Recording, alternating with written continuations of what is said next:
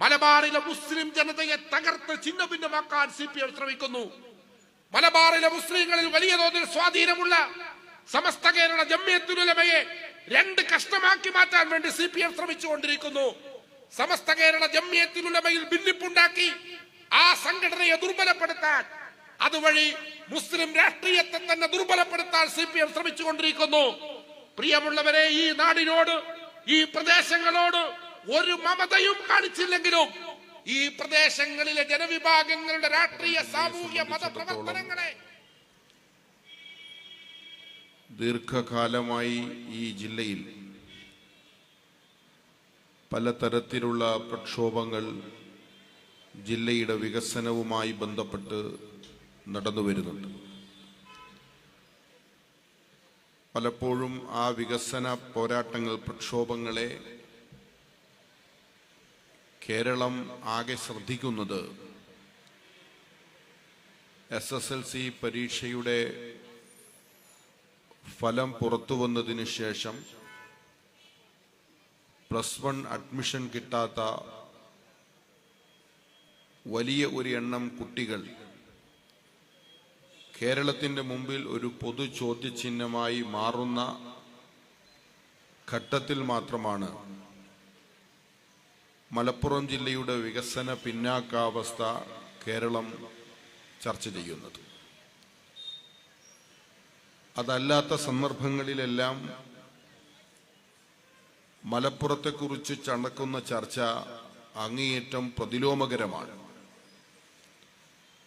ഈ ജില്ലയെ ഭീകര മുദ്ര പതിപ്പിച്ചും വർഗീയ നിറങ്ങൾ ചാർത്തിയും സംഘടിതമായി നടക്കുന്ന മറ്റു പ്രചാരണങ്ങളാണ് മലപ്പുറവുമായി ബന്ധപ്പെട്ട് കേരളത്തിൽ പലപ്പോഴും ഉയർന്നു വരുന്നത്. എന്നാൽ മലപ്പുറം ജില്ലയെ ശ്രദ്ധിച്ചാൽ കേരളത്തിലെ മറ്റൊരു ജില്ലക്കുമില്ലാത്ത അനവധിയായ പരാധീനതകൾ നിലനിൽക്കുന്ന, എന്നാൽ കേരളത്തിൽ ഏറ്റവും കൂടുതൽ ജനങ്ങൾ താമസിക്കുന്ന ഒരു ജില്ലയായി മലപ്പുറത്തെ നമുക്ക് കാണാൻ കഴിയും. 1957 ഒന്നാം സർക്കാർ മുതൽ ഇപ്പോൾ കേരളം ഭരിച്ചുകൊണ്ടിരിക്കുന്ന പിണറായി വിജയന്റെ നേതൃത്വത്തിലുള്ള ഇടതുപക്ഷ സർക്കാർ വരെയുള്ള നിരവധി ഗവൺമെന്റുകൾ ഈ കാലയളവിൽ ഭരണം നടത്തിയിട്ടുണ്ട് എന്ന് നമുക്കറിയാം. ആ സർക്കാരുകൾ കേരളത്തിൽ വലിയ തോതിലുള്ള വികസന പ്രവർത്തനങ്ങൾ ഈ ഗവൺമെന്റുകളുടെ കാലയളവിൽ ഉണ്ടായിട്ടുണ്ട്. സ്വാഭാവികമായ വികസനവും പ്രത്യേകമായ തീരുമാനങ്ങളുടെ അടിസ്ഥാനത്തിലുണ്ടായ വികസന പ്രവർത്തനങ്ങളുമുണ്ട്. നമ്മളൊന്ന് എടുത്തു നോക്കണം, ആ വികസന പ്രവർത്തനങ്ങളിൽ ഏതെങ്കിലും ഒന്ന് മലപ്പുറം ജില്ലയിൽ സംഭവിച്ചിട്ടുണ്ടോ എന്നതാണ്. യാദൃച്ഛികമായി അങ്ങനെ സംഭവിക്കില്ല. കാരണം ഈ സംസ്ഥാനത്ത് ജീവിക്കുന്ന 3.5 കോടിയിൽ അധികം വരുന്ന ജനങ്ങൾ, 350 ലക്ഷം ജനങ്ങൾ എടുത്താൽ അതിൽ ഏതാണ്ട് 45 ലക്ഷം ജനങ്ങൾ താമസിക്കുന്ന ഒരു ജില്ല സ്വാഭാവികമായി ഒഴിവാക്കപ്പെടുകയില്ല. അപ്പോൾ എന്തോ ഒരു ബോധപൂർവമായ തീരുമാനം ഈ ഒഴിവാക്കപ്പെടലിന്റെ പിന്നിലുണ്ട് എന്ന് നമുക്ക് മനസ്സിലാക്കാൻ കഴിയും. അതുകൊണ്ട് വളരെ യാദൃച്ഛികമായി സംഭവിച്ച ഒരു പിന്നാക്കാവസ്ഥ എന്ന നിലക്ക് മലപ്പുറത്തിന്റെ വികസന പ്രശ്നത്തെ നോക്കിക്കാണാൻ പാടില്ല. നമ്മുടെ ഭരണകൂടങ്ങൾ വളരെ വ്യക്തതയോടുകൂടി സ്വീകരിച്ച പക്ഷപാത നിലപാട്, വിവേചന നിലപാട്, അതൊന്നുകൊണ്ട് മാത്രമാണ് 65 വർഷങ്ങളോളം നീളുന്ന കേരളത്തിന്റെ വികസന യാത്രയിൽ മലപ്പുറം ജില്ല ഇടം പിടിക്കാതെ പോയത് എന്ന് നമ്മൾ മനസ്സിലാക്കണം. അതുകൊണ്ട് ഫ്രറ്റേണിറ്റി നടത്തുന്ന ഈ പ്രക്ഷോഭ യാത്രയ്ക്ക് ആ നിലക്ക് ചരിത്രപരമായ ഒരു പ്രാധാന്യമുണ്ട് എന്ന് ഞാൻ മനസ്സിലാക്കുന്നു. ഈ ജാഥ തലക്കെട്ടായി സ്വീകരിച്ചത് നിവർത്തന പ്രക്ഷോഭം എന്നാണ്. നമുക്കറിയാം, കേരളത്തിന്റെ നവോത്ഥാന പോരാട്ടത്തിൽ ഇടം പിടിച്ച ഒരു പ്രയോഗമാണ് നിവർത്തന പ്രക്ഷോഭം.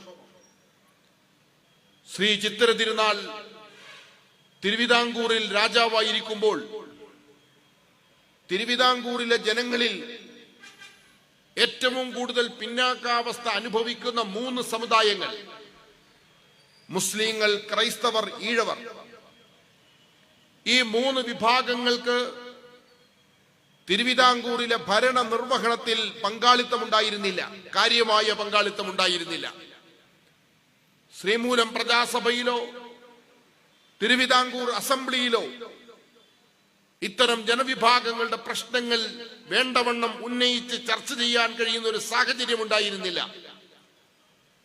ആ സന്ദർഭത്തിലാണ് അവഗണിക്കപ്പെടുന്ന ജനവിഭാഗങ്ങൾ ഒരു രാഷ്ട്രീയ പോരാട്ടത്തിന് തയ്യാറായത്. മഹാത്മാഗാന്ധിയുടെ നേതൃത്വത്തിൽ നിയമനിഷേധ പ്രസ്ഥാനം നമ്മുടെ രാജ്യത്ത് നടക്കുന്നുണ്ട്, ബ്രിട്ടീഷ് രാജിനെതിരായി. അതൊരു സ്വാതന്ത്ര്യ സമര പ്രക്ഷോഭത്തിന്റെ ഒരു ഭാഗമാണ്. അതേസമയം നമ്മുടെ നാട്ടിലെ നാട്ടുരാജാക്കന്മാർ ഈ രാജ്യത്തെ ജനവിഭാഗങ്ങളെ തുല്യതയോടുകൂടി പരിഗണിക്കാൻ വിമുഖത കാണിക്കുകയും സവർണ പക്ഷപാതപരമായ ഭരണ നടപടികളുമായി മുന്നോട്ട് പോവുകയും ചെയ്യുന്ന സാഹചര്യത്തിലാണ് നിവർത്തന പ്രക്ഷോഭം ഉണ്ടാകുന്നത്. ആ പ്രക്ഷോഭം ഉന്നയിച്ച അവകാശങ്ങൾ, അവഗണിക്കപ്പെടുന്ന ജനവിഭാഗങ്ങൾക്ക് പ്രത്യേകമായ റിസർവേഷൻ വേണം. സർക്കാർ സർവീസിൽ, വിദ്യാഭ്യാസ അവസരങ്ങളിൽ റിസർവേഷൻ വേണം. ഈ റിസർവേഷൻ സമ്പ്രദായത്തെ പ്രയോഗവൽക്കരിക്കുന്നതിനുള്ള ഒരു സംവിധാനം ഉണ്ടായിരുന്നില്ല. നിവർത്തന പ്രക്ഷോഭത്തിന്റെ ഏറ്റവും സുപ്രധാനമായ റിസൾട്ടാണ് PSC, പബ്ലിക് സർവീസ് കമ്മീഷൻ എന്ന് പറയുന്നത്. അങ്ങനെയാണത് നിലവിൽ വന്നത്. ആ രാഷ്ട്രീയ ശക്തി തുടർന്ന് നടന്ന തെരഞ്ഞെടുപ്പിൽ ഭൂരിപക്ഷവും നേടി. 3 ജനവിഭാഗങ്ങൾ ഒരുമിച്ച് നിന്ന്, അവഗണിക്കപ്പെടുന്ന 3 ജനവിഭാഗങ്ങൾ ഒരുമിച്ച് നിന്നൊരു തെരഞ്ഞെടുപ്പിനെ നേരിട്ടപ്പോൾ ആ തെരഞ്ഞെടുപ്പിൽ ഏറ്റവും വലിയ കക്ഷിയായി മാറാൻ അവർക്ക് സാധിച്ചു. പക്ഷേ കേരളത്തിലെ സവർണ മേലാളന്മാർ അവർ അടങ്ങിയിരുന്നില്ല. അവർ ഭിന്നിപ്പുണ്ടാക്കി. പട്ടംതാണുപിള്ളയുടെ നേതൃത്വത്തിൽ ഈ കക്ഷിയെ പിളർത്തി. അന്നത്തെ ഗവൺമെന്റ് രൂപീകരണത്തിനുള്ള ശ്രമങ്ങളിൽ നിന്ന് തന്നെ അതിനെ തകർത്ത ഒരു വഞ്ചനയുടെ ചരിത്രം കൂടി നിവർത്തന പ്രക്ഷോഭത്തിന്റെ ബാക്കി പത്രമായി കേരള രാഷ്ട്രീയത്തിലുണ്ട്. ഫ്രറ്റേണിറ്റി വീണ്ടും ഒരു നിവർത്തന പ്രക്ഷോഭ മുദ്രാവാക്യം ഉയർത്തുമ്പോൾ നമ്മുടെ സമൂഹത്തെ, കേരളത്തെ നിർണയിക്കുന്നതിൽ പങ്കുവഹിച്ച ഒരു ചരിത്ര സമരത്തെ വീണ്ടും അവതരിപ്പിക്കുമ്പോൾ അന്നു നിലനിന്നതിനേക്കാൾ ഭീകരമായ വിവേചനമാണ് മലപ്പുറവും മലബാറും അഭിമുഖീകരിക്കുന്നത് എന്ന് കൂടി നമ്മൾ കാണണം. നമ്മുടെ രാജ്യത്ത് നിലനിന്നിരുന്ന വിവേചനത്തെ ചോദ്യം ചെയ്യുന്നതിന് വേണ്ടി ഉയർത്തപ്പെട്ട സമരമുദ്രാവാക്യമാണ് നിവർത്തന പ്രക്ഷോഭം. ആ നിവർത്തന പ്രക്ഷോഭം ചെറുതല്ലാത്ത ഫലം നമ്മുടെ സാമൂഹ്യ രാഷ്ട്രീയ മണ്ഡലത്തിൽ ഉണ്ടാക്കിയിട്ടുണ്ടെങ്കിൽ ഞാൻ ഉറച്ചു വിശ്വസിക്കുന്നു, മലപ്പുറത്തെ ഫ്രറ്റേണിറ്റിയുടെ പ്രവർത്തകർ ഈ ജില്ലയുടെ 4 ഭാഗങ്ങളിലും നടന്നു തീർത്ത് ഈ ജില്ലയിലെ ജനങ്ങളുമായി സംവദിച്ച് മലബാറിന്റെ വികസന പിന്നാക്കാവസ്ഥയ്ക്ക് അന്ത്യം കുറിക്കുന്നതിന് വേണ്ടി ആരംഭിച്ച 2ാം നിവർത്തന പ്രക്ഷോഭം മലബാറിന്റെ ചരിത്രത്തെ ഒരു പുതിയ വിപ്ലവത്തിന് കാരണമാകുമെന്നാണ് ഞാൻ ഉറച്ചു വിശ്വസിക്കുന്നത്. ചിലപ്പോൾ സമരം ആരംഭിക്കുന്നത് എവിടെ നിന്നാണ് സമരം ആരംഭിക്കേണ്ടത്? സമരം ആരംഭിക്കേണ്ടത് സമരാവശ്യങ്ങൾ ജനങ്ങളെ പഠിപ്പിച്ചുകൊണ്ടാണ്. ഞങ്ങൾ വിവേചനം അനുഭവിക്കുന്നു, ഞങ്ങൾ പിന്നാക്കാവസ്ഥ അനുഭവിക്കുന്നു, ഞങ്ങൾ ക്രൂരമായ പക്ഷപാതിത്വത്തിന് വിധേയരാകുന്നു എന്ന് ജനങ്ങൾക്ക് മനസ്സിലാകുമ്പോഴാണ് സമരം പൊട്ടിപ്പുറപ്പെടുന്നത്. അതുകൊണ്ടൊരു സമരം ആരംഭിക്കുന്നത് സർക്കാർ ഓഫീസുകളുടെ മുന്നിൽ നിന്നല്ല. ഒരു സമരം തുടങ്ങുന്നതും ഒടുങ്ങുന്നതും ഗവൺമെന്റ് ഓഫീസുകളുടെ മുന്നിൽ നിന്നല്ല. സമരം ആരംഭിക്കുന്നത് ജനങ്ങളുടെ ഇടയിൽ നിന്നാണ്. ഞാൻ ഈ സമരത്തിന്റെ മറ്റൊരു മാതൃകയായി കാണുന്നത്, ഈ സമരം ഒരു സർക്കാർ ഓഫീസിന്റെ പടിക്കൽ തുടങ്ങി ഒടുങ്ങുന്നതല്ല. മലപ്പുറത്തെ 45 ലക്ഷം വരുന്ന ജനങ്ങളോട് അവരുടെ മനസ്സിനോട് സംവദിക്കുന്ന ഒരു സമര രീതിയാണ് ഈ സമരം സ്വീകരിച്ചത് എന്നതും മറ്റൊരു ചരിത്രപരമായി ഇടം നേടുന്ന കാര്യമാണ്. അത് ഇവിടെ നിന്ന് ഇനി നമ്മൾ മുന്നോട്ടാണ് പോകേണ്ടത്. ഇവിടെ നിന്ന് നമുക്കിനി അങ്ങോട്ട് സഞ്ചരിക്കേണ്ടതുണ്ട്, ധാരാളമായി സഞ്ചരിക്കേണ്ടതുണ്ട്. 7 സമര മുദ്രാവാക്യങ്ങളാണ് ഈ ജാഥ ഉന്നയിക്കുന്നത്. അതിന്റെ വിശദാംശങ്ങൾ ചെറിയ അളവിൽ എനിക്ക് മുമ്പ് സംസാരിച്ച ബാസിത്ത് വിശദീകരിച്ചു. ജാഥ ക്യാപ്റ്റനും അതിനെക്കുറിച്ച് ദീർഘമായി നിങ്ങളോട് പറയുമെന്നാണ് ഞാൻ കരുതുന്നത്. അതുകൊണ്ട് ഞാൻ അതിന്റെ മറ്റു വിശദാംശങ്ങളിലേക്ക് പോകുന്നില്ല. 7 കാര്യങ്ങളെ മാത്രം ഞാനൊന്ന് പരാമർശിക്കുന്നു. ഒന്ന്, മലപ്പുറത്ത് ഒരു സ്വന്തമായ ഒരു യൂണിവേഴ്സിറ്റി വേണം. മലപ്പുറത്ത് ഒരു യൂണിവേഴ്സിറ്റി ഉണ്ട്, പക്ഷെ അതിന്റെ പേര് കോഴിക്കോട് സർവകലാശാല എന്നാണ്. ഈ മലപ്പുറത്തുകാരോട് അന്നേ ഉള്ള കലിപ്പാൻ. യൂണിവേഴ്സിറ്റി സ്ഥാപിച്ചത് മലപ്പുറത്ത്, ഇട്ടപ്പോൾ പേര് കോഴിക്കോട് സർവകലാശാല. രണ്ടാമതൊരു സാധനം കൊണ്ടുവന്നു. എന്താണത്? എയർപോർട്ട്. എവിടെയത്? കരിപ്പൂരിൽ. എന്താ എയർപോർട്ടിന്റെ പേര്? കോഴിക്കോട് അന്താരാഷ്ട്ര വിമാനത്താവളം. നമുക്ക് കോഴിക്കോടിനോട് പ്രത്യേകിച്ച് ദേഷ്യമൊന്നുമില്ല, നല്ല രസമുള്ള സ്ഥലമാണ്, രുചിയുള്ള ഭക്ഷണം കിട്ടുന്ന സ്ഥലമാണ്. പക്ഷെ അതൊരു നീതിയല്ലല്ലോ.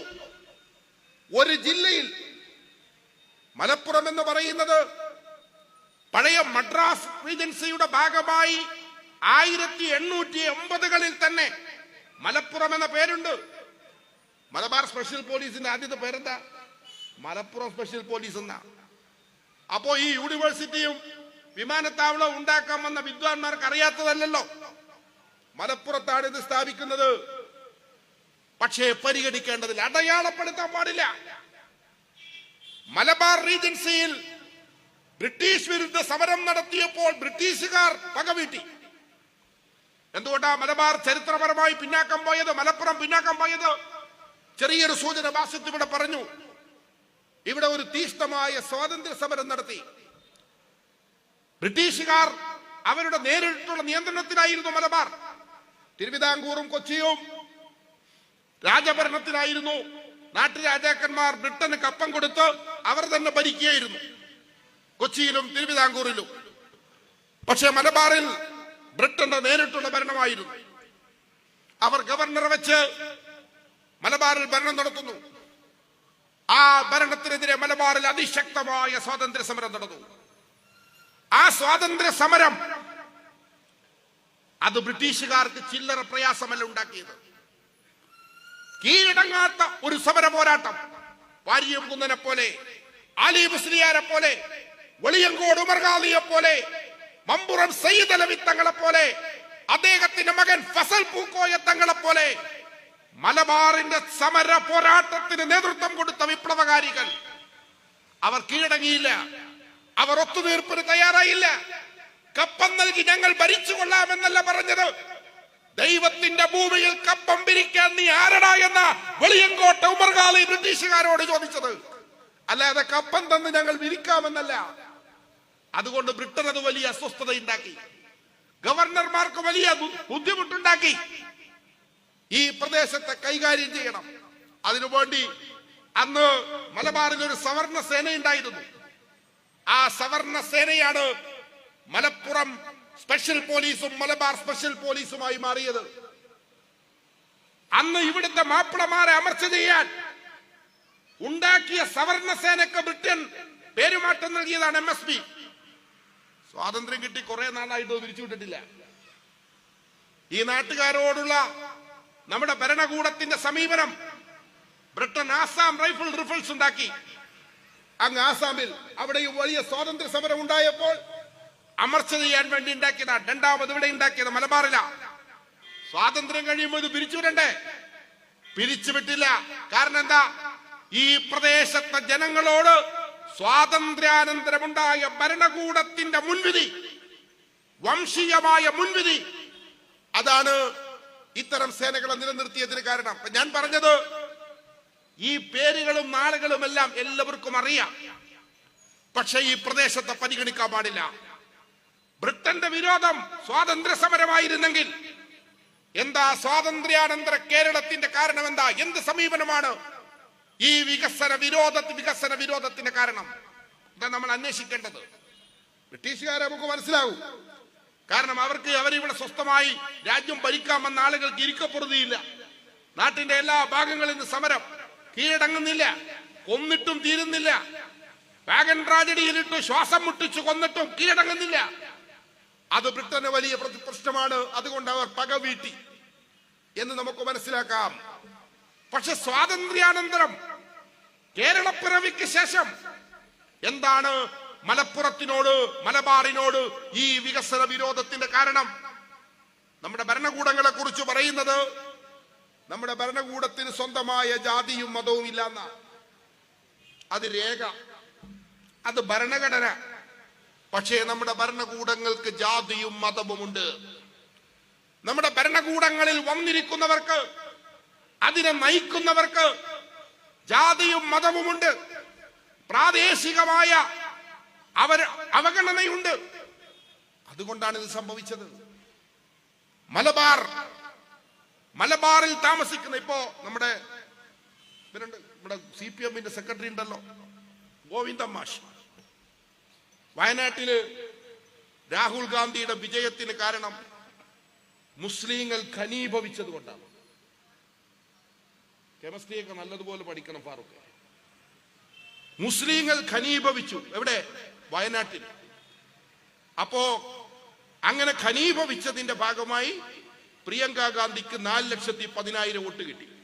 ഇത് ലാബിലൊക്കെ കൊടുത്ത് പരിശോധിക്കേണ്ട കാര്യമാണ്. മുസ്ലിങ്ങൾ ഇങ്ങനെ ഘനീഭവിച്ചു വന്നാൽ 4,10,000 എന്നൊക്കെ പറയുന്ന കണക്ക് പച്ച വർഗീയതയാണ് ഇത് പറയുന്നത്. കേരളത്തിലെ ഒരു പ്രധാനപ്പെട്ട പാർട്ടിയുടെ സെക്രട്ടറിയാണ്. പച്ച വർഗീയത.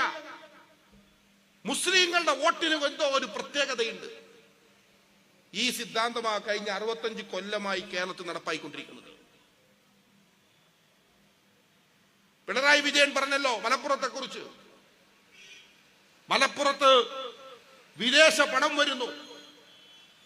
ആ കള്ളപ്പണം ഉപയോഗിച്ച് തീവ്രവാദ പ്രവർത്തനങ്ങൾ നടക്കുന്നു. സ്വർണം ഇറക്കുമതി ചെയ്യുന്നു. ഇറക്കുമതി ചെയ്യുന്ന സ്വർണം ഉപയോഗിച്ച് തീവ്രവാദ പ്രവർത്തനം നടക്കുന്നു, ദേശവിരുദ്ധ പ്രവർത്തനം നടക്കുന്നു. ഇതെല്ലാം ഒരു പ്രദേശത്തെ കുറിച്ച് ഭരണാധികാരികൾക്കും ഭരണ പാർട്ടികളുടെ നേതാക്കന്മാർക്കും പറയാൻ കഴിയുമ്പോൾ അതിന്റെ എല്ലാം ഉള്ളിൽ വർത്തിക്കുന്ന ഒരു വംശീയതയുണ്ട്, ഒരു മുസ്ലിം വിരുദ്ധതയുണ്ട്, ഒരു മലബാർ വിരുദ്ധതയുണ്ട്. അതിൽ നിന്നാണ് മലപ്പുറത്തിന്റെ ഈ പിന്നാക്കാവസ്ഥയുടെ കാരണം എന്ന് പ്രിയമുള്ളവരെ നമ്മൾ മനസ്സിലാക്കണം. സ്വാഭാവികമായി സംഭവിച്ചതല്ല. ഇത് വളരെ ബോധപൂർവമായി സംഭവിച്ച കാര്യങ്ങളാണ് എന്ന് നമ്മൾ മനസ്സിലാക്കേണ്ടതുണ്ട്. മലബാറിലെ വികസനവുമായി ബന്ധപ്പെട്ട് നമുക്ക് കുറേയധികം കാര്യങ്ങൾ തിരിച്ചറിയാൻ കഴിയും.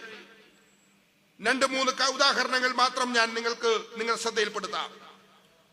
ഒന്ന്, മലപ്പുറത്ത് ഒരു മെഡിക്കൽ കോളേജ് ഉണ്ട്.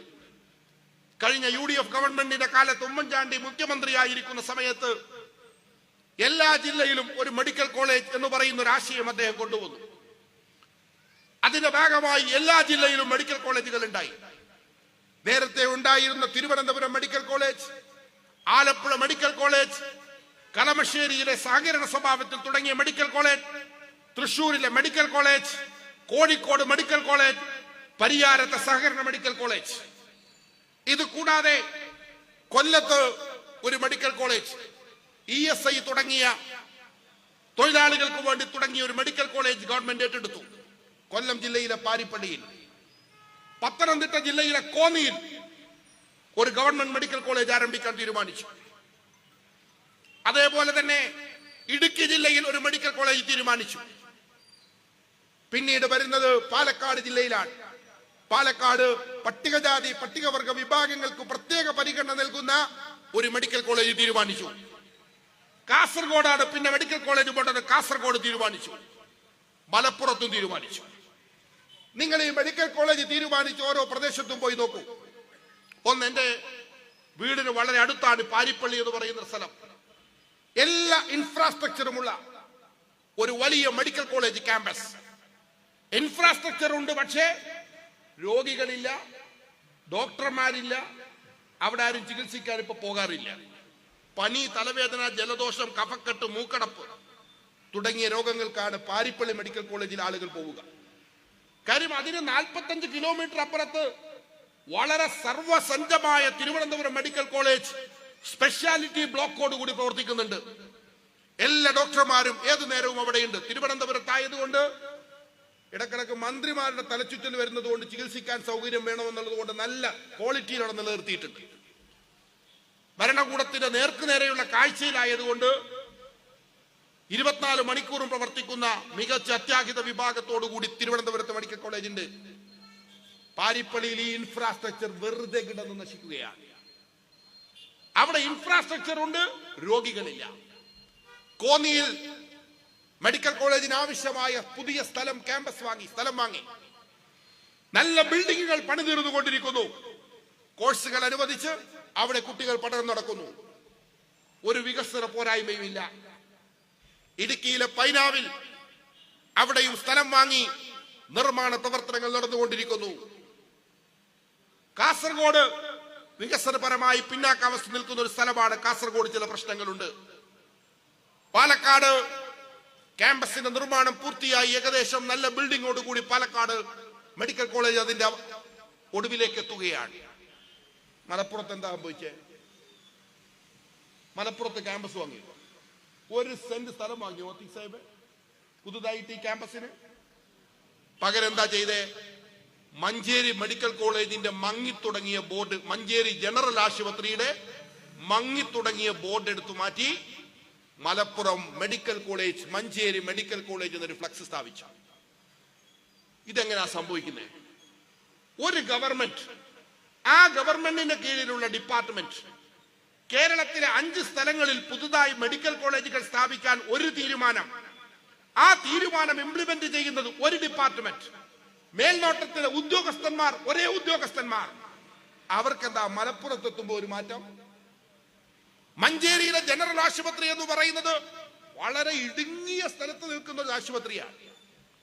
ശ്വാസം വിടാൻ അവിടെ സൗകര്യമില്ല.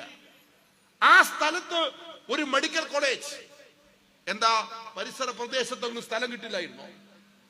മലപ്പുറത്തുകാർ സ്ഥലം കൊടുക്കില്ല എന്ന് പറഞ്ഞോ?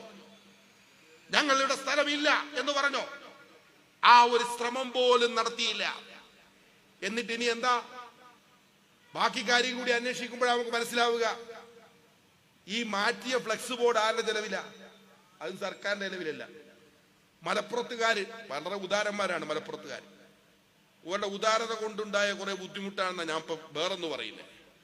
ഇങ്ങോട്ടൊന്നും ചോദിക്കുന്നതിന് മുമ്പ് അങ്ങോട്ട് ബോർഡ് ഞങ്ങൾ വെച്ചാണ്. മെഡിക്കൽ കോളേജിൽ 2 വാർഡ് ഞങ്ങളുടെ വക, മുസ്ലിം ലീഗും ആകുന്നത് പോലെ പൈസ പിരിച്ചു ഓരുടെ വക, ഓരുടെ സംഭാവന. അതിനൊന്നും അല്ല പാർട്ടികൾ ഉണ്ടാകേണ്ടത് സർക്കാരിൽ നിന്ന് ജനങ്ങൾക്ക് കിട്ടേണ്ട ആവശ്യങ്ങൾ സമയത്ത് വാങ്ങിച്ചെടുക്കാനാണ്, അല്ലാണ്ട് നാട്ടാരുടെ നിന്ന് പിരിവ് നടത്തിയിട്ട് കൊടുക്കാനല്ല. കേരള കോൺഗ്രസ് ഒന്നും അങ്ങനെ ഒരു പിരിവ് അവിടെ നടത്തുന്നില്ല. അവിടെ എല്ലാം സർക്കാരിൽ നിന്ന് കിട്ടുകയാണ്. എന്തിനാണ് ഈ ഒരു വിവേചനം മലപ്പുറത്തോട്? ജനറൽ ആശുപത്രി അങ്ങനെ തന്നെ നിൽക്കണം. ആലപ്പുഴയിൽ മെഡിക്കൽ കോളേജ് ഉണ്ടായിരുന്നു നേരത്തെ, നഗരമധ്യത്തിൽ വളരെ കുറഞ്ഞ സ്ഥലത്തായിരുന്നു. വളരെ പ്രയാസങ്ങളുള്ള ഒരു മെഡിക്കൽ കോളേജ് ആയിരുന്നു. ക്യാമ്പസ് കോളേജിൽ നിന്ന് 14 കിലോമീറ്റർ ദൂരെയാണ് ക്യാമ്പസ്. കുട്ടികൾ ക്യാമ്പസിൽ നിന്ന് ആശുപത്രിയിൽ വന്ന് അവരുടെ പഠനത്തിന്റെ ഭാഗമായുള്ള പ്രവർത്തനങ്ങളിൽ ഏർപ്പെട്ട് തിരിച്ച് ക്യാമ്പസിലേക്ക് പോകണം. ക്യാമ്പസ് ഒരു സ്ഥലത്തും ആശുപത്രി മറ്റൊരു സ്ഥലത്തും. അത് ഗവൺമെന്റ് ഏറ്റെടുത്തതാണ്. ദേവസ്വം ബോർഡിൽ നിന്ന് സർക്കാർ ഏറ്റെടുത്ത മെഡിക്കൽ കോളേജാണത്. അങ്ങനെ മുന്നോട്ട് പോകുമ്പോൾ ജനങ്ങൾ സമരം നടത്തിയപ്പോ സർക്കാർ അവസാനം തീരുമാനമെടുത്തു, ക്യാമ്പസിനടുത്ത് തന്നെ പുതിയ മെഡിക്കൽ കോളേജ് ആരംഭിക്കാൻ. ഇപ്പോൾ നിങ്ങൾ ആലപ്പുഴയിൽ വന്ന് നോക്കൂ. ആലപ്പുഴയിലെ ക്യാമ്പസിന്റെ അടുത്ത് തന്നെ 100-ലധികം ഏക്കർ, 150ഓളം ഏക്കർ സർക്കാർ ഏറ്റെടുത്ത് മെഡിക്കൽ കോളേജ് നഗരത്തിൽ നിന്ന് അവിടേക്ക് ഷിഫ്റ്റ് ചെയ്തു. ഇപ്പൊ ക്യാമ്പസും മെഡിക്കൽ കോളേജും മനോഹരമായ സ്ഥലത്ത് എല്ലാ സൗകര്യങ്ങളോടും കൂടി നിൽക്കുന്നു. പഴയ മെഡിക്കൽ കോളേജ് എന്ത് ചെയ്തു? പഴയ മെഡിക്കൽ കോളേജ് ജനറൽ ആശുപത്രിയായി കൺവെർട്ട് ചെയ്തു. 13 കിലോമീറ്റർ ഇപ്പുറത്ത് സർവസജ്ജമായ മെഡിക്കൽ കോളേജ്, ഇപ്പുറത്ത് നനമനോഹരമായ ജനറൽ ആശുപത്രി. ഇതെന്താ മലപ്പുറത്തിന് ഈ അവകാശമില്ലേ? മഞ്ചേരി ജനറൽ ആശുപത്രി നിലനിർത്തിക്കൊണ്ട് മലപ്പുറത്ത് സൗകര്യപ്രദമായ സ്ഥലം ഏറ്റെടുത്ത് ഒരു പുതിയ മെഡിക്കൽ കോളേജ് എന്തുകൊണ്ട് ആരംഭിച്ചില്ല? ഇവിടെയാണ് നമ്മൾ വിവേചനത്തെ അടയാളപ്പെടുത്തേണ്ടത്. ഈ നിലക്കുള്ള മൗലികമായ ചില വിവേചനങ്ങൾ ഇവിടെ നിലനിൽക്കുന്നു. അതാണ് യൂണിവേഴ്സിറ്റി എന്ന് പറയുന്ന ഒരു ആവശ്യത്തെ ഉന്നയിച്ചുകൊണ്ട് ഇത്തരം വിവേചനങ്ങളുടെ ഒരു തുടക്കം, ഒരു നമ്പറാണ് ഫ്രട്ടേണിറ്റി ചൂണ്ടിക്കാണിക്കാൻ ശ്രമിക്കുന്നത്. കാലിക്കറ്റ് സർവകലാശാല, അവിടെ പഠിക്കുന്ന വിദ്യാർത്ഥികൾ, അഫിലിയേറ്റ് ചെയ്ത കോളേജുകളുടെ എണ്ണം, സമയാസമയങ്ങളിൽ പരീക്ഷ നടത്താൻ കഴിയാത്ത ജോലിഭാരം, ഇതെല്ലാമായി യൂണിവേഴ്സിറ്റി നിന്ന് കിടക്കുന്നത് നമ്മൾ കണ്ടുകൊണ്ടിരിക്കുകയാണ്. ഈ വിവേചനങ്ങൾക്ക് ഒരു അറുതി വേണം. രണ്ടാമത്തെ ഒരു കാര്യമാണ് മലപ്പുറം ജില്ലാ വിഭജനം. 3 ജില്ലക്ക് മാത്രമുള്ള വലിപ്പമുണ്ട് ഇവിടെ. 45 ലക്ഷം എന്ന് പറഞ്ഞാൽ കേരളത്തിൽ ശരാശരി എല്ലാ ജില്ലകളിലെയും പോപ്പുലേഷൻ 12, 13, 14 ലക്ഷമാണ്. 3 ജില്ലക്കുള്ള ആളുകളുണ്ട് ഇവിടെ. ഈ ജില്ല വിഭജിക്കണം എന്നൊരാവശ്യം ഉന്നയിച്ചാൽ അതെങ്ങനെയാണ് ഒരു തീവ്രവാദ ആവശ്യമാകുന്നത്? വെൽഫെയർ പാർട്ടി തുടക്കം മുതൽ മലബാർ കേന്ദ്രീകരിച്ച് പുതിയ റവന്യൂ ജില്ലകൾ വേണമെന്ന് ആവശ്യപ്പെട്ടുകൊണ്ട് പ്രക്ഷോഭത്തിൽ നിൽക്കുന്ന ഒരു പാർട്ടിയാണ്. ആ ആവശ്യങ്ങളോട് ഈ സർക്കാരുകൾ തുറന്ന സമീപനം സ്വീകരിച്ചിട്ടില്ല. പക്ഷെ നിങ്ങൾ ശ്രദ്ധിക്കണം, തിരുവനന്തപുരം ജില്ല വിഭജിച്ച് 2 ജില്ല ഉണ്ടാക്കണം, നെയ്യാറ്റിൻകര കേന്ദ്രീകരിച്ച് പുതിയ ജില്ല രൂപീകരിക്കണമെന്ന് പറഞ്ഞ് ഒരു കമ്മിറ്റി ഉണ്ടാക്കി. ആ കമ്മിറ്റി ഒരു വലിയ നിവേദനം ഉണ്ടാക്കി. നിവേദനവുമായി അവർ മുഖ്യമന്ത്രി പിണറായി വിജയനെ പോയി കണ്ടു. മുഖ്യമന്ത്രിക്ക് നിവേദനം കൊടുത്തു. മുഖ്യമന്ത്രിയുടെ പ്രതികരണം മുഴുവൻ അദ്ദേഹം വായിച്ചു നോക്കിയിട്ട് പറഞ്ഞു, ന്യായമായ ആവശ്യമാണ്, അനുഭാവപൂർണമായ സമീപനം സർക്കാർ സ്വീകരിക്കും, വിശദ പഠനങ്ങൾക്ക് വേണ്ടി ഗവൺമെന്റ് ഡിപ്പാർട്ട്മെന്റിന് നിവേദനം ഹാൻഡ് ഓവർ ചെയ്യുന്നു. നെയ്യാറ്റിൻകരയിലെ കുറിച്ച് സാധാരണക്കാരായ മനുഷ്യരാണ് കമ്മിറ്റി ഉണ്ടാക്കി പോയത്. മലപ്പുറത്തെ MLA ആയിരുന്ന, നിലമ്പൂരിലെ MLA ആയിരുന്ന മുൻ MLA PV അൻവർ, അദ്ദേഹത്തിന് വെളിപാട് കിട്ടിയതിന് ശേഷം മലപ്പുറം ജില്ല 2 ആക്കണമെന്ന് പറഞ്ഞു. മുപ്പത് നേരത്തെ അപ്പുറത്ത് നിന്നപ്പോ ഒന്നും അതീന്ന് അഭിപ്രായക്കാരനായിരുന്നു. പിന്നീട് അദ്ദേഹം അവിടെ നിന്ന് പുറത്തു വന്നപ്പോ അദ്ദേഹത്തിന് തോന്നി ജനങ്ങൾ ഉന്നയിക്കുന്ന ആവശ്യം ന്യായമാണ്. കൂട്ടത്തിൽ അൻവർ പറഞ്ഞു ജില്ല 2 ആക്കണം. നേരത്തെ പറഞ്ഞ മാഷിയുടെ പ്രസ്താവന അൻവർ വർഗീയ തീവ്രവാദികളുടെ കയ്യിൽപ്പെട്ടിരിക്കുന്നു. പത്രക്കാരി ചോദിച്ചു, എന്താ അങ്ങനെ പറയാനുള്ള കാരണം? മലപ്പുറം ജില്ല 2 ആക്കണമെന്ന് അൻവർ പറഞ്ഞില്ലേ? തിരുവനന്തപുരം ജില്ല 2 ആക്കണമെന്ന് പറഞ്ഞാൽ ന്യായമായ ജനകീയ ആവശ്യം. മലപ്പുറം ജില്ലയിൽ 2 ജില്ല വേണം, 3 ജില്ല വേണമെന്ന് പറഞ്ഞാൽ മുസ്ലിം തീവ്രവാദത്തിന്റെ, ഖനീഭവിച്ച മുസ്ലിം തീവ്രവാദത്തിന്റെ ഡിമാൻഡ്. ഇത് പറയുന്നത് സർക്കാരും സർക്കാരിനെ നയിക്കുന്ന പാർട്ടിയുടെ നേതാക്കന്മാരുമാണ്. അപ്പൊ എന്താണ് ഈ വിവേചനം? ഒരു കാര്യം തിരുവനന്തപുരത്തിന് ഒരു ഭാഷ, മലപ്പുറത്തെത്തുമ്പോൾ അത് മറ്റൊരു ഭാഷയിലാകുന്നത് നമ്മുടെ ഭരണകൂടങ്ങൾക്ക് ജാതിയുണ്ട്, മതമുണ്ട്, പ്രദേശമുണ്ട്, പ്രാദേശികമായ വിവേചനമുണ്ട് എന്നതിന്റെ സൂചനയാണ്. അതുപോലെയാണ് ഇവിടെ +1 വിദ്യാഭ്യാസവുമായി ബന്ധപ്പെട്ട വിഷയം. ദക്ഷിണ കേരളത്തിൽ സീറ്റ് ഒഴിഞ്ഞു കിടക്കുന്നു. ഏത് അപേക്ഷ കൊടുത്താലും കുട്ടികൾക്ക് കിട്ടും. മാർക്ക് കുറഞ്ഞ കുട്ടികൾക്ക് പോലും അവൻ ഓപ്റ്റ് ചെയ്യുന്ന സ്കൂളിൽ അഡ്മിഷൻ കിട്ടും. അവസാനം കുട്ടികളെ സ്കൂളുകൾ പിടിച്ചുകൊണ്ട് വരികയാണ്. കാര്യം വേക്കന്റ് ആവുന്നു. എയ്ഡഡ് സ്കൂളുകളിലൊക്കെ വേക്കന്റ് ആയി കിടന്നാൽ അധ്യാപക തസ്തികകളെ ബാധിക്കുമെന്നതുകൊണ്ട് അധ്യാപകരും മാനേജ്മെന്റും ഇറങ്ങിയിട്ട് കുട്ടികളെ പിടിച്ചുകൊണ്ടുവന്ന് അഡ്മിഷൻ കൊടുക്കുന്നു. മലപ്പുറത്ത് കുട്ടികൾ സ്കൂളുകളുടെ മുന്നിൽ കാത്തു കിടക്കുന്നു. ഞങ്ങൾ നൽകിയ അപേക്ഷ മുഴുവൻ A+, എവിടെങ്കിലും മതിയൊരു അഡ്മിഷൻ എന്ന് നിലവിളിക്കുന്നു. ഒരു ഡിപ്പാർട്ട്മെന്റ്, വിദ്യാഭ്യാസ വകുപ്പ്, മന്ത്രി ശിവൻകുട്ടി, തിരുവനന്തപുരത്തും ശിവൻകുട്ടി, മലപ്പുറത്തും ശിവൻകുട്ടി. തിരുവനന്തപുരത്ത് ആവശ്യത്തിന് സീറ്റ്, കൊല്ലത്തും ആലപ്പുഴയിലും പത്തനംതിട്ടയിലും കോട്ടയത്തും ഇടുക്കിയിലും ആവശ്യത്തിലധികം സീറ്റ്. മലപ്പുറത്ത് സീറ്റില്ല.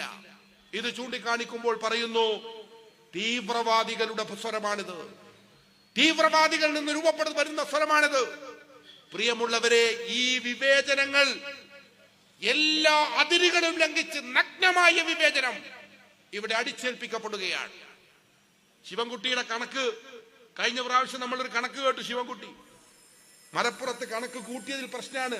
ലഭ്യമായ അപേക്ഷയും ബാക്കിയുള്ള സീറ്റും തമ്മിൽ കൂട്ടി നോക്കിയിട്ട് ശിവൻകുട്ടി പറഞ്ഞു 3000 സീറ്റ് അധികമാണ് അല്ലേ വാസിത്തെ? 2000-3000 സീറ്റ് അധികം എന്നാ ശിവൻകുട്ടി പറഞ്ഞേ. നമ്മൾ അദ്ദേഹത്തോട് പറഞ്ഞു കണക്ക് പഠിപ്പിച്ച മാഷിന്റെ കുഴപ്പമാണ്. ശിവൻകുട്ടി അല്ല ശരിക്ക് പറയേണ്ടത്, മാഷിനെയാണ് പറയേണ്ടത്. അവസാനം മൂപ്പിനെ പിടിച്ചിരുത്തി കണക്ക് കൂട്ടിക്കൊടുത്തപ്പോ ശിവൻകുട്ടി പറഞ്ഞു 3000 സീറ്റിന്റെ കുറവുണ്ട്. എന്തൊക്കെ പാടാ നമുക്ക്. വിദ്യാഭ്യാസ മന്ത്രിമാരെ കണക്ക് പഠിപ്പിക്കേണ്ട ഉത്തരവാദിത്തം കൂടി നമ്മുടെ മണ്ടയ്ക്ക് വന്നു ചേർന്നിരിക്കുന്നു എന്ന ദൗർഭാഗ്യകരമായ സ്ഥിതിയാണ്. അങ്ങനെ എവിടുന്നൊക്കെയോ നുള്ളിപ്പിറക്കി കുട്ടികളുടെ കസേരയിലും മേശയിലും അവിടെ ഇവിടെയും ഒക്കെ ആയിട്ട് ഇരുത്തിയിട്ട് ഒരു +1 ബാച്ച് ആരംഭിച്ചു. ഇതൊരു ജില്ലയോട് കാണിക്കുന്ന അവഗണനയാണ്, വിവേചനമാണ്. ഈ പ്രശ്നങ്ങളിലെല്ലാം 2 തരം നീതി നിലനിൽക്കുന്നു എന്ന് നമുക്ക് മനസ്സിലാക്കാൻ കഴിയും. ഭരണകൂടങ്ങൾ ബോധപൂർവമായി ഈ സംസ്ഥാനത്ത് വിഭജിച്ചിരിക്കുകയാണ്. വലിയൊരു ജനവിഭാഗം ജനങ്ങൾക്ക് പ്രാഥമികമായ ആവശ്യങ്ങൾ പോലും നൽകില്ല എന്ന് പറയുകയാണ്. ഇപ്പൊ ഏറ്റവും ഒടുവിലൊരു സംഭവം നമ്മുടെ മുമ്പിലുണ്ട്. കേരളത്തിൽ 4 എയർപോർട്ടുണ്ട്. തിരുവനന്തപുരം, കൊച്ചി, കോഴിക്കോട്, കണ്ണൂർ 4 അന്തർദേശീയ വിമാനത്താവളങ്ങൾ. ഈ 4 അന്തർദേശീയ വിമാനത്താവളങ്ങളിൽ 3 ഇൻഫ്രാസ്ട്രക്ചർ അധികമാണ്. ധാരാളം ഇൻഫ്രാസ്ട്രക്ചർ, സൗകര്യങ്ങൾ ധാരാളം. പക്ഷേ കോഴിക്കോട് വിമാനത്താവളത്തിൽ പരിമിതമായ സൗകര്യം. എന്നിട്ട് നമ്മൾ നോക്കൂ, ഹജ്ജിന്റെ എംബാർക്കേഷൻ പ്രഖ്യാപിച്ചു. കൊച്ചി, കോഴിക്കോട്, കണ്ണൂർ. കൊച്ചിയിൽ നിന്നും കണ്ണൂരിൽ നിന്നും ഹജ്ജിന് പോകുന്നവരെക്കാൾ 40,000 രൂപ കൂടുതൽ കോഴിക്കോട്ടിൽ നിന്ന് പോകുന്നവർ നൽകണം. കോഴിക്കോട്ടിൽ നിന്ന് ഹജ്ജിന് പോകുന്നവർ 40,000 രൂപ അധികം നൽകണം. എന്താ ഇതിന്റെ കാരണം? എന്താ ഇതിന്റെ ന്യായം? സർക്കാരുകൾ വിശദീകരിക്കുന്നില്ല. സർക്കാരുകൾക്ക് അത് പറയാൻ ന്യായമില്ല. ആളുകൾ പറഞ്ഞൊരു കാര്യം ചെയ്യും, ഞങ്ങൾ കോഴിക്കോട്ട് നിന്ന് പോകുന്നില്ല, 5000 രൂപ കൊടുത്ത് വണ്ടി പിടിച്ച് കണ്ണൂരോ കൊച്ചിയിലോ പോയിട്ട് വിമാനം കയറി പോകാം. അനുവദിക്കില്ല. മലപ്പുറത്തുകാർ 40,000 രൂപ അധികം കൊടുത്തിട്ട് ഹജ്ജിന് പോകണം. കേന്ദ്ര സർക്കാരും സംസ്ഥാന സർക്കാരുകളും ഒരേപോലെയാണ് ഈ പ്രദേശത്തെ നോക്കിക്കാണുന്നത് എന്നതിന്റെ തെളിവാണ്. മലപ്പുറത്തു കൂടി പോകുന്ന സവിശേഷമായ റെയിൽവേയാണ് ഷൊർണൂർ നിലമ്പൂർ റെയിൽവേ. ബ്രിട്ടീഷ് കാലത്തുണ്ടാക്കിയതാണ്. ബ്രിട്ടീഷ് ഭരണത്തിന് ശേഷം കേരളത്തിൽ 2 റെയിൽവേ ലൈൻ ഉണ്ടായി. ഒന്ന് തൃശ്ശൂരിൽ നിന്ന് ഗുരുവായൂരിലേക്കും എറണാകുളത്ത് ആലപ്പുഴ വഴി കായംകുളവും. 2 ലൈൻ നിങ്ങൾ പോയി നോക്കൂ. 2 ലൈനും എത്രയോ മുമ്പേ വികസിക്കപ്പെട്ടു, വൈദ്യുതീകരിക്കപ്പെട്ടു. കൂടുതൽ ട്രെയിനുകൾ അവിടെ സർവീസ് നടത്തുന്നു. പക്ഷേ ബ്രിട്ടീഷ് ഭരണകാലത്തുണ്ടായിരുന്ന നിലമ്പൂർ ഷൊർണൂർ റെയിൽവേ നിന്ന് കിടക്കുകയാണ്. ഇപ്പോഴാണ് വൈദ്യുതീകരണം കഴിഞ്ഞ 2-3 ആഴ്ചകൾക്ക് മുമ്പാണ് പൂർത്തിയായത്. റെയിൽവേ ആവശ്യത്തിന് ട്രെയിനില്ല. ഉണ്ടായിരുന്ന ഒരു വണ്ടി രാജ്യറാണി. എത്രയാ കോച്ച്? 13 കോച്ച്. നേരത്തെ ഷൊർണൂരിലെത്തിയിട്ട് രാജ്യറാണി അമൃത എക്സ്പ്രസിൽ ഘടിപ്പിച്ചിട്ട് ഒരുമിച്ചാ പോയിക്കൊണ്ടിരുന്നത്. അങ്ങനെ അത് 2-2 അമൃത എക്സ്പ്രസിന് എത്ര കോച്ചാ? 24. വിഘടിപ്പിച്ച രാജ്യറാണിക്ക് എത്ര? 13. General coach 1.5. ഞാൻ വെറുതെ പറഞ്ഞല്ല, കണക്കിൽ 1.5 പോലെ തന്നെയാണ്. ഒരു കോച്ച് മുഴുവനും, പിന്നെ ഒരു അര കോച്ച്.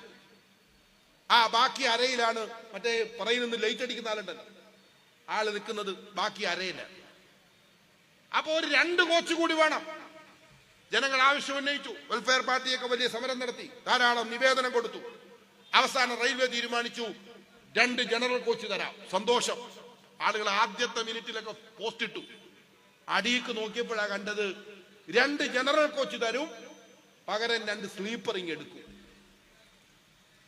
2 ജനറൽ തരും, അങ്ങനല്ലേ വർദ്ധിപ്പിക്കണം എന്ന് പറഞ്ഞ. 2 ജനറൽ തരും, പകരം 2 സ്ലീപ്പറിങ് എടുക്കും. നിങ്ങൾ ഇപ്പൊ രാജ്യറാണി കയറി നോക്കിയോ, S1 മുതൽ S6 വരെ ഉള്ളൂ. പിന്നെ 2 കോച്ചിന് പേപ്പർ എഴുതി ഒട്ടിച്ചിരിക്കുകയാണ് SC1 SC2. കാരണം അതിന്റെ സ്ലീപ്പർ പദവി എടുത്തു കളഞ്ഞു, സ്പെഷ്യൽ കോച്ചായിട്ട് ഇട്ടിരിക്കുക. കണ്ണ് തെറ്റിയാൽ 2 എടുത്തോണ്ടു. 2 സീറ്റ് കോച്ച് എന്ന് പറഞ്ഞാൽ 72 ഒരു കോച്ചിൽ 144 സീറ്റ് റദ്ദ് ചെയ്യുന്നു. ഇതെന്ത് ന്യായ? 2 ജനറൽ കോച്ച് കൊണ്ടുവരുന്നതിന് 2 സ്ലീപ്പർ റദ്ദ് ചെയ്താൽ ഈ യാത്രക്കാർ എന്ത് ചെയ്യൂ? ക്യാൻസർ പേഷ്യന്റ് അടക്കമുള്ളവർ ആശ്രയിക്കുന്ന ഒരു വണ്ടി ചോദിക്കാനാളില്ല, പറയാനാളില്ല, ഒന്നിനുമില്ല. വെൽഫെയർ പാർട്ടിയുടെ നേതാക്കന്മാർ പാലക്കാട് ഡിവിഷൻ മാനേജറെ പോയി കണ്ട് ആ നിമിഷത്തിൽ തന്നെ നിവേദനം കൊടുത്തു. പ്രക്ഷോഭം ഞങ്ങൾ നടത്തും, റെയിൽവേ തടയും തുടങ്ങിയ കാര്യങ്ങൾ ബോധ്യപ്പെടുത്തിയപ്പോഴാണ് റെയിൽവേ ഡിവിഷണൽ മാനേജർ പറഞ്ഞത് തൽക്കാലത്തേക്ക് എടുക്കുന്നുമില്ല, ഇനി അങ്ങോട്ട് തരുന്നുമില്ല, നിന്നിടത്ത് നിൽക്കട്ടെ. എന്തൊരന്യായമാണ്! എന്താ അടിസ്ഥാന കാരണം? ഈ റെയിൽവേ ലൈനിലെ ഒരു റെയിൽവേ സ്റ്റേഷനിലും 13-ൽ കൂടുതൽ കോച്ച് നിർത്തിയിടാനുള്ള മര്യാദക്കുള്ള സ്ഥലമില്ല. നൂറ്റാണ്ടിന്റെ പഴക്കമുള്ള റെയിൽവേ ലൈനാ. ബാക്കിയുള്ളിടത്ത് 26-30 കോച്ചുകൾ നിർത്തിയിടാൻ സൗകര്യമുണ്ടാകുമ്പോ മലപ്പുറത്തെ സവിശേഷമായ റെയിൽവേ ലൈൻ എന്താ ഈ 13-ൽ നിർത്തിയിരിക്കുന്നത്? റെയിൽവേയുടെ പൈസ ഇല്ലാഞ്ഞിട്ടാ? കാശില്ലാഞ്ഞിട്ടാ? റെയിൽവേയുടെ പൈസ ഇല്ലെന്നെങ്ങാനും പറഞ്ഞാൽ ഇനി വേറെ ചിലർ പൈസ പിരിച്ചു കൊടുക്കാൻ സാധ്യതയുണ്ട്. ദയവ് ചെയ്ത് അവരോടൊക്കെ പറയാനുള്ളത്, നിങ്ങൾ പൈസ പിരിച്ചു കൊടുക്കരുത്, സമരം ചെയ്ത് നമ്മൾ ഇത് നേടും എന്നാണ് അത്തരക്കാരോട് എനിക്ക് സന്ദർഭത്തിൽ പറയാനുള്ളത്. സമരത്തിന് തയ്യാറായി നിന്നാ മതി, സമരം ചെയ്തു തന്നെ ഇത് നേടണം. ഈ നിലക്കുള്ള ഭീകരമായ അനീതിയാണ് മലപ്പുറം ജില്ലയുമായി ബന്ധപ്പെട്ട് നടന്നുകൊണ്ടിരിക്കുന്നത്. പക്ഷേ പ്രിയമുള്ളവരെ, ഒരു കാര്യത്തിൽ നിങ്ങൾക്ക് സന്തോഷിക്കാം, ഒരു കാര്യത്തിൽ അവഗണനയില്ല. എന്താണ്? അതാണ് ഈ ജില്ലക്ക് ഭീകരവാദ തീവ്രവാദ മുദ്ര ചാർത്തുന്നതിൽ മറ്റൊരു ജില്ലയും പരിഗണിച്ചില്ലെങ്കിലും മലപ്പുറം ജില്ലയെ ഒന്നാമതായി പരിഗണിക്കും. നമ്മുടെ മുഖ്യമന്ത്രി ഡൽഹിയിൽ പോയി നടത്തിയ പത്രസമ്മേളനം വിവാദമായി. എഴുതി കൊടുത്ത ആൾ മാറിപ്പോയതാണെന്ന്, മാറിയ ആൾ എഴുതി കൊടുത്തതാണെന്നൊക്കെ പറഞ്ഞിട്ടുള്ള സാധനം ഉണ്ടല്ലോ. ആ പത്രസമ്മേളനത്തിൽ എന്താ പറഞ്ഞത്? മലപ്പുറം ജില്ല ഒരു ഭീകരവാദ കേന്ദ്രമാണ്, NIA-യുടെ സവിശേഷ ശ്രദ്ധ വേണ്ട കേന്ദ്രമാണ്, കേന്ദ്ര അന്വേഷണ ഏജൻസികൾ ശ്രദ്ധിക്കേണ്ട സ്ഥലമാണ്. കൂടെ നിന്ന ഒരു MLA അയാൾ ആരാണ്ട് തല്ലിയപ്പോ അയാളുടെ സ്വത്തും മോഷ്ടിച്ചോണ്ട് പോയത് പിടിച്ചെടുക്കാത്ത പോലീസിനെതിരെ അന്വേഷിച്ചു പോയി അവസാനം അതിലെ ചില കാര്യങ്ങൾ അദ്ദേഹം പറഞ്ഞപ്പോ ആ വ്യക്തി അടക്കം തീവ്രവാദത്തിന്റെ ഏജന്റാക്കി മാറ്റി. ഈ ജില്ലയെ ഭീകരവാദമാക്കുന്നതിൽ ഒരു ഇളവും ഒരു വീഴ്ചയും സർക്കാരിന്റെ ഭാഗത്ത് നിന്നില്ല. മലപ്പുറം ജില്ലയിൽ കേസ് കുറവാണ്. കേരളത്തിലെ 13 ജില്ലയിലും കേസ് ധാരാളം. മലപ്പുറം ജില്ലയിൽ കേസില്ല. ആ പരാതി പരിഹരിക്കാൻ വേണ്ടിയിട്ടാണ് സുജിത് ദാസിനെ അയച്ചത്. മലപ്പുറത്തുകാർ വിഷമിക്കേണ്ട, കേസിന്റെ എണ്ണം കുറയുന്നില്ല. സുജിത് ദാസിനെ അയച്ചു, എടാ പോയിട്ട് ഒരു FIR വരുന്നതിന് 4 എണ്ണാക്കിട്ടോ. വെറുതെ റോട്ടുമേ നടക്കുന്ന കുട്ടികളെ പിടിച്ചിട്ട് 4 കേസ് വെറുതെ കൊടുക്കൂ. എത്ര പേരാ രക്തസാക്ഷികൾ? താനൂരിലെ താമർ ജഫ്രി, അതേപോലെ തന്നെ എടവണ്ണയിലെ റിസാൻ, അതേപോലെ എത്ര കേസുകളാണ് സുജിത് ദാസ് മലപ്പുറത്തിന് ഉണ്ടാക്കി തന്നത്. അവിടെ ഒരു പക്ഷപാതിത്വവുമില്ല. ഈ ജില്ലയോടുള്ള മുൻവിധി ഭരണകൂട യന്ത്രങ്ങൾ ഉപയോഗിച്ച് നടപ്പിലാക്കാൻ വേണ്ടിയാണ് പോലീസ് സേന ശ്രമിച്ചത് എന്ന് നിങ്ങൾക്കറിയാം. പ്രിയമുള്ളവരെ, നമ്മുടെ സർക്കാരുകൾ ഇപ്പോൾ സവിശേഷമായി കേരളം ഭരിച്ചുകൊണ്ടിരിക്കുന്ന ഇടതുപക്ഷ സർക്കാർ ഈ ജില്ലയെ, ഈ ജില്ലയിലെ ജനങ്ങളെ, ഈ ജില്ലയിലെ സാമൂഹ്യ പ്രസ്ഥാനങ്ങളെ തകർത്ത് തരിപ്പണമാക്കാൻ ശ്രമിച്ചുകൊണ്ടിരിക്കുകയാണ്. ഇടതുപക്ഷം ഇപ്പോൾ നടത്തിക്കൊണ്ടിരിക്കുന്ന സോഷ്യൽ എഞ്ചിനീയറിംഗ്, അപകടകരമായ ഒരു സോഷ്യൽ എഞ്ചിനീയറിംഗ് ആണ് CPM നടത്തിക്കൊണ്ടിരിക്കുന്നത്. ഒരു ഭാഗത്ത് മുസ്ലിങ്ങളെ ഭീകരവാദികളാക്കിക്കൊണ്ട് മുസ്ലിങ്ങൾ തീവ്രവാദികളാണ്, കുഴപ്പക്കാരാണ് എന്ന് സ്ഥാപിക്കുന്ന നിരന്തരമായ പ്രസ്താവനകൾ നടത്തിക്കൊണ്ടിരിക്കുകയാണ്. എന്താണ് അതിന്റെ ഉദ്ദേശമെന്ന് നിങ്ങൾക്കറിയാം. വരാൻ പോകുന്ന 2 തെരഞ്ഞെടുപ്പുകളിൽ, തദ്ദേശ നിയമസഭാ തെരഞ്ഞെടുപ്പിൽ CPM-ന്റെ ഇലക്ഷൻ പ്ലാനിന്റെ ഭാഗമായിട്ടാണത്. മുസ്ലിം ജനവിഭാഗത്തെ പ്രതിസ്ഥാനത്ത് നിർത്തി ഇതര മതവിഭാഗങ്ങളുടെ വോട്ട് കൺസോളിഡേറ്റ് ചെയ്യുക എന്ന രാഷ്ട്രീയ ലക്ഷ്യത്തോടു കൂടിയാണ് CPM പ്രവർത്തിച്ചുകൊണ്ടിരിക്കുന്നത്. ആ സിദ്ധാന്തത്തിന്റെ രാസശാലയിലാണ് ഈ ഘനീഭവിച്ച മുസ്ലിം വന്നത്. വയനാട്ടിൽ ഘനീഭവിച്ചു എന്ന് പറയുന്നത്, മലപ്പുറത്തിന്റെ ഉള്ളടക്കത്തിൽ തീവ്രവാദമുണ്ടെന്ന് പറയുന്നത്, ഇതെല്ലാം ഈ സിദ്ധാന്തത്തിന്റെ ഭാഗമായി വരുന്നതാണ്. അത് ഒരു ഭാഗത്ത് നടപ്പാക്കിക്കൊണ്ടിരിക്കുമ്പോൾ തന്നെ മലബാറിലെ മുസ്ലിം ജനതയെ തകർത്ത് ഛിന്നഭിന്നമാക്കാൻ CPM ശ്രമിക്കുന്നു.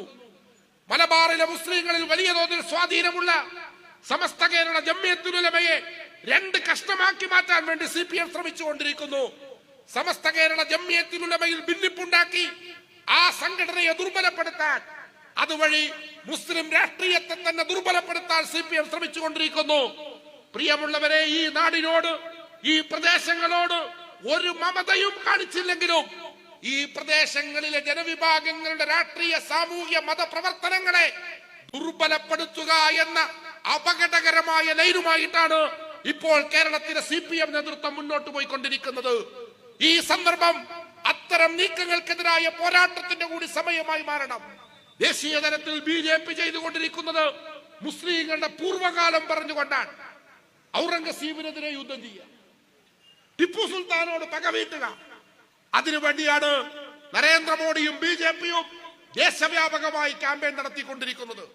കേരളത്തിലെ CPM എന്താ ചെയ്യുന്നത്? കേരളത്തിലെ CPM മുസ്ലിങ്ങളുടെ ഭാവി പറഞ്ഞുകൊണ്ടാണ്. മോഹനൻ മാഷ് കേട്ടല്ലോ, തളിപ്പറമ്പിൽ CPM-ന്റെ മുൻ കോഴിക്കോട് ജില്ലാ സെക്രട്ടറി മോഹനൻ മാഷിന്റെ പ്രസംഗം നിങ്ങൾ കേട്ടല്ലോ. അദ്ദേഹം സദസ്സിനോട് ചോദിക്കുകയാണ്, സദസ്സിലിരിക്കുന്നവരോട് അദ്ദേഹം ചോദിക്കുകയാണ്, ഒരു നിമിഷം എല്ലാവരും ഒന്ന് കണ്ണടച്ചാലി. കണ്ണടച്ചോ? അടച്ചു. ഇനി ഞാൻ പറയുന്നൊന്ന് സങ്കല്പിച്ചു നോക്കൂ. ഈ ജമാഅത്തെ ഇസ്ലാമിക്കാർ ഇന്ത്യ ഭരിക്കുകയാണെന്ന് സങ്കല്പിച്ചോ? വെറുതെ സങ്കല്പിച്ചാളി. സങ്കല്പിച്ചു.